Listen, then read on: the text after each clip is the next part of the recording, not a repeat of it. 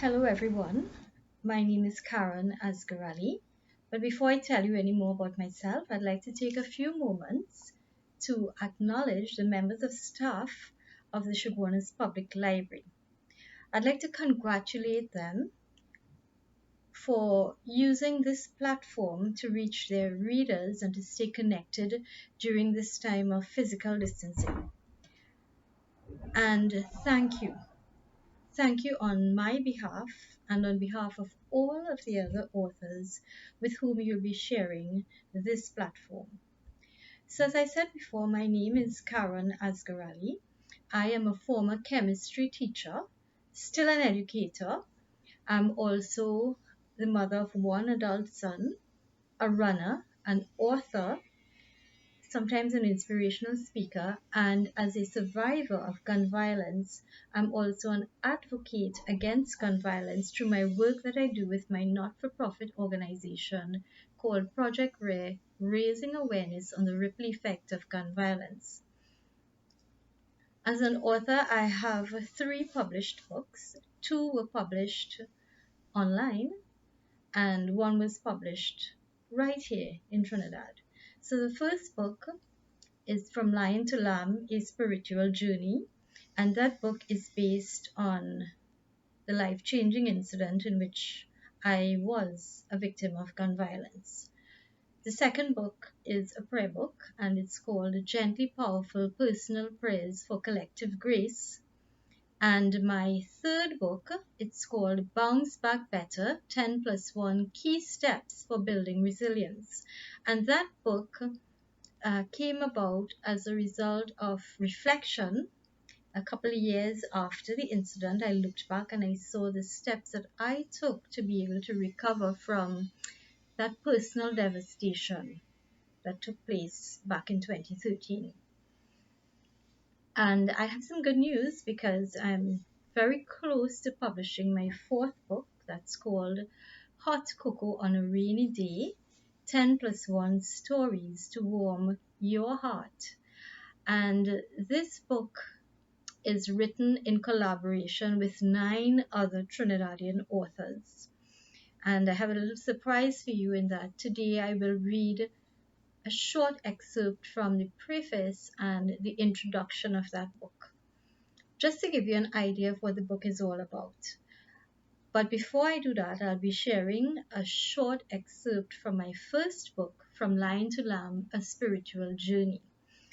I hope that you enjoy it, and if you do enjoy it, I hope that you'll take the time to go to Amazon.com, order your own copy, and leave a good review for me, provided that it's an honest review, a good, honest review on the book. So, my dear readers and listeners, I'd like you to sit back now, enjoy with a nice cup of hot cocoa, and enjoy this reading that I've selected for you. I'm using excerpts, short excerpts from different parts of my book. So here we go. I have to put on my eyes before I read. So we start. Bang, bang. The explosive reverberation brought the silence and tranquility of the evening to a sudden and definitive end. What was yet to come would be death or life. My whole life changed on that fateful night, Tuesday the 29th of January 2013, just about 4 years after my father's demise. That was the night some cold-hearted bandits almost put me to rest permanently. I was lucky to have sustained gunshot wounds, lost a lot of blood, and begun to go into thermal shock, and survive. There were gunshots to my right shoulder, my chest, and my jaw. The one on my jaw was the most severe. In fact, had it been a centimeter higher or lower, I would have certainly been dead. As it was, the bullet entered my lower left jaw and exited via the lower right jaw. The entry wound, I was informed, was small, but the exit wound was explosive. This means that there was a smaller more defined hole in my left jaw. Part of the jaw was hanging, and there was a gaping wound on the right side.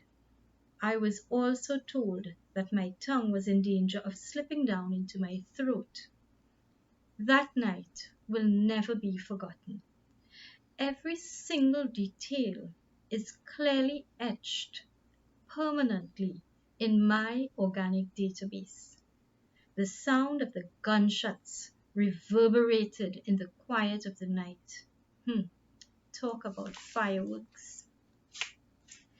The booming crash, the tinkling of splintered glass, the screeching of the car tires, and the unmistakable, thunderous explosion will resound in my mind for a long, long time.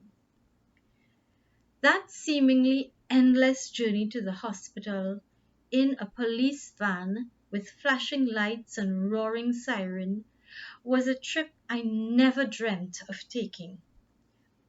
But I was operating at a different level.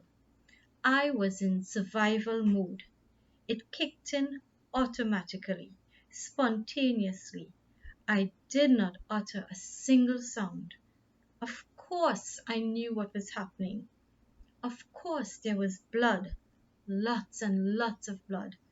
Of course, there was pain, but instinctively I saved my energy to begin the healing process right from that instant. I did think instantaneously about what my face must look like. I did for a split second have vain thoughts. I did not let those thoughts crowd my mind. Other thoughts that entered my totally confused yet coherent mind were so surprising. I thought about everyone knowing what had happened. The number of bullets entering my body is still uncertain, but I was told that there were 3 bullet wounds. There was an exit wound from which it can be inferred that at least 1 bullet exited. At least one of the bullets struck soft tissue. This was one located on my right arm. There was initially a hole in the arm, but that closed up quite nicely. The major damage occurred along my lower left jaw and chin. The bullet had struck both tissue and bone, and this resulted in fracturing of the lower jaw on both the left and right sides, and shattering of my chin bone and surrounding nerves, tissues, and muscles. The impact of this unfortunate and violent crime on my life cannot be underestimated. As I lay in that hospital, night after night, day after day, I contemplated my situation. There was even one night when I thought the whole incident was just a dream. I was sure on awakening that life would be back to normal. I cannot convey the depth of despair I felt when I realized that I had actually been shot. Even those closest to me were not privy to the abysmal anguish that threatened to engulf my entire being. At that turning point in my life, everything changed. My perspective on life, my patience, my tolerance, and so much more. Everything that seemed so important prior to the crime suddenly faded into the recesses of my mind. The majors of yesterday retreated to a point of inconsequence. Repeatedly, I wondered why this had happened. What could I have done differently so that this would not have happened? There were so many questions and so few answers. How long would I be unable to see my children at school? How soon could I start back to teach? Will I be able to speak properly? Will I ever be able to speak again? What would I eventually look like? when would I be able to eat some good doubles with plenty pepper and some KFC? So thank you, readers. I hope, listeners, I should say, I hope that you got a little insight into what happened and that it was enough to prompt you to want to hear the rest of the story. And there is a lot more to go with the story. So what I'd like to do now is share the short excerpt I promised from my new book, the upcoming book. And I say my new book, but it's really an anthology, a collection of short stories written by myself and 9 other Trinidadian authors. So this one, it's not printed as yet, so I'm reading from my phone. Part of it is from the preface and part is from the introduction. So here we go. From hot cocoa on a rainy day, 10 plus 1 stories to warm your heart. From childhood, we have been regaled by stories of heroes, from comic book caped crusaders to swashbuckling movie heroes, great for entertainment and fleeting catharsis. But real heroism is when seemingly regular, everyday individuals are tempered and transformed in life's crucible into extraordinary people. When challenges and situations threaten to consume them, they are tested in solitude, in pain, in moments that bring them to tears, or to their knees in private agony. And sometimes you wonder, how do people find the courage, inspiration, and nerve to walk life's treacherous paths, to be quiet, sometimes unsung heroes and heroines? Well, read on to find out and sing their praises. These stories live up to the title of the book. They are all inspirational works of spiritual and physical revelations that bring us to a warm, safe place, that tell us that we too can struggle and survive, and there is no doubt that with help from the divine within, we will make it.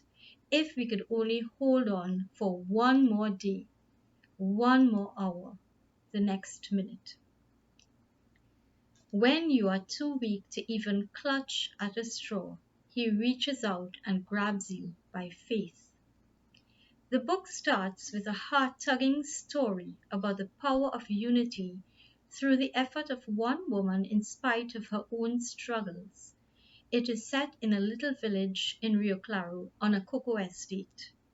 Next, we move on to health challenges, dealing with deception, living in challenging times, child abuse, fear of public speaking, and we wrap up with a story of self-abnegation before ending with a crescendo of a powerful testimony of God's grace and love for every one of his people, even those we may consider lost.